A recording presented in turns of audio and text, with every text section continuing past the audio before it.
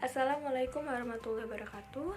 Perkenalkan, nama saya Umi Kulsum dari kelas 10 IPA 1. Tujuan pembuatan video ini adalah untuk memenuhi tugas mata pelajaran PPKN.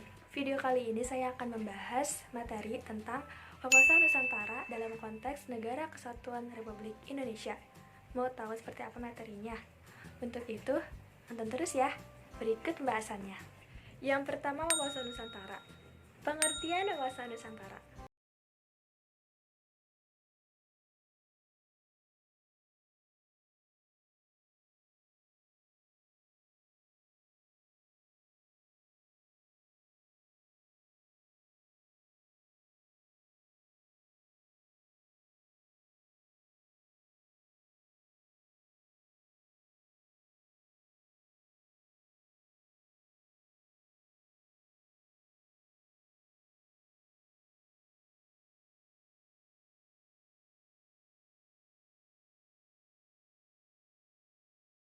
Wawasan Nusantara dapat didefinisikan sebagai cara pandang bangsa Indonesia terhadap diri dan lingkungannya berdasarkan Pancasila dan Undang-Undang Dasar 1945 dengan mengutamakan persatuan dan kesatuan bangsa serta wilayah dalam kehidupan berbangsa, bernegara, dan bermasyarakat.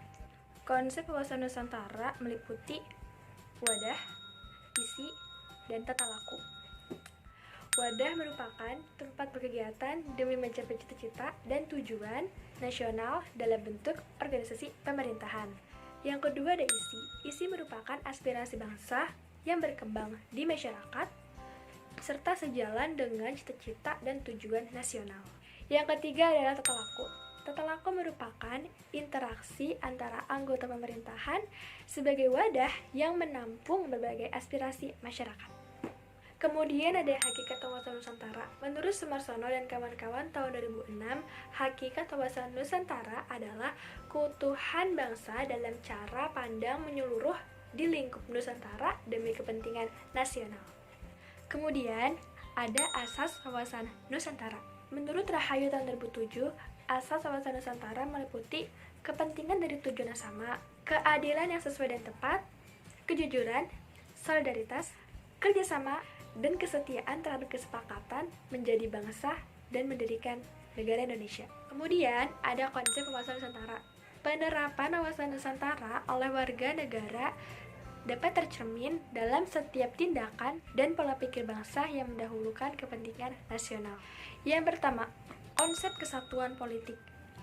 Kedaulatan wilayah nasional beserta kekayaan dan segala potensinya merupakan satu kesatuan wilayah milik bangsa Indonesia.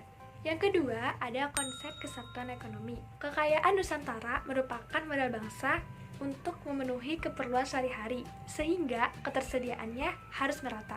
Yang ketiga, konsep kesatuan sosial budaya. Kehidupan bangsa Indonesia memiliki tingkat kemajuan masyarakat yang serasi, seimbang, dan sejalan dengan tingkat kemajuan bangsa.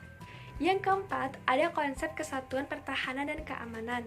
Ancaman terhadap satu bagian wilayah Indonesia merupakan ancaman bagi keseluruhan keutuhan bangsa Indonesia. Setiap warga negara memiliki hak dan kewajiban untuk membela negara.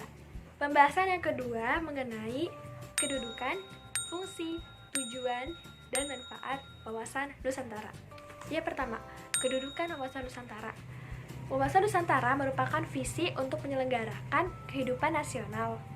Setiap warga negara harus memiliki wawasan Nusantara yang juga harus diimplementasikan dalam kehidupan. Kemudian ada fungsi wawasan Nusantara.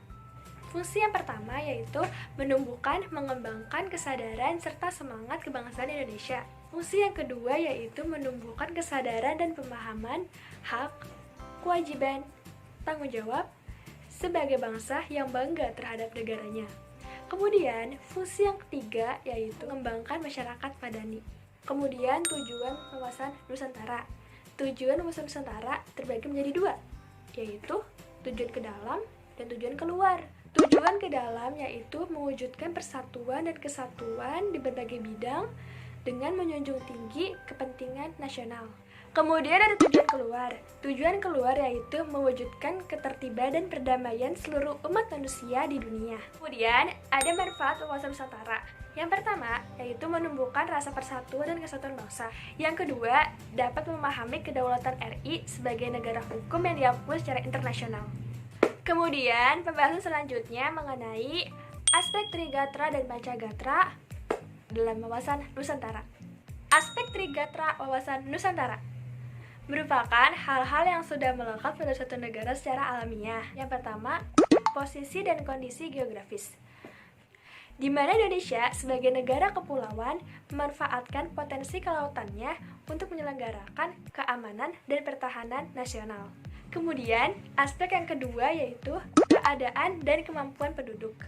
Keadaan penduduk berkaitan dengan jumlah penduduk, sedangkan kemampuan penduduk berkaitan dengan tingkat pendidikan yang dapat dioptimalkan dengan penyelenggaraan pendidikan. Yang ketiga, keadaan dan kekayaan alam. Sumber daya alam yang dimiliki oleh suatu negara merupakan potensi berharga bagi kelangsungan hidup penduduknya.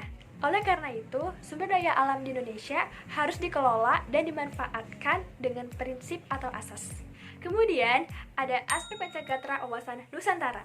Aspek Pancagatra merupakan integrasi hal-hal yang bersifat dinamis. Aspek Pancagatra ada 5. Yang pertama, ideologi. Ideologi merupakan konsep bersistem yang mengarahkan pada cita-cita atau hal yang diperjuangkan dalam kehidupan. Yang kedua, politik. 2 hal utama dalam hal politik yang menjadi penggerak adalah masyarakat sebagai pemberi masukan, tuntutan, dan kebutuhan, serta pemerintah sebagai pihak yang mengeluarkan kebijakan. Yang ketiga, ekonomi. Perekonomian bangsa Indonesia telah diatur yaitu sebagai usaha bersama yang dijalankan atas asas kekeluargaan dengan tujuan menyejahterakan bangsa. Yang keempat, sosial budaya. Aspek sosial budaya merupakan hal dinamis dan mudah mendapat pengaruh baik dari dalam maupun luar bangsa yang membahayakan kelangsungan hidup bangsa.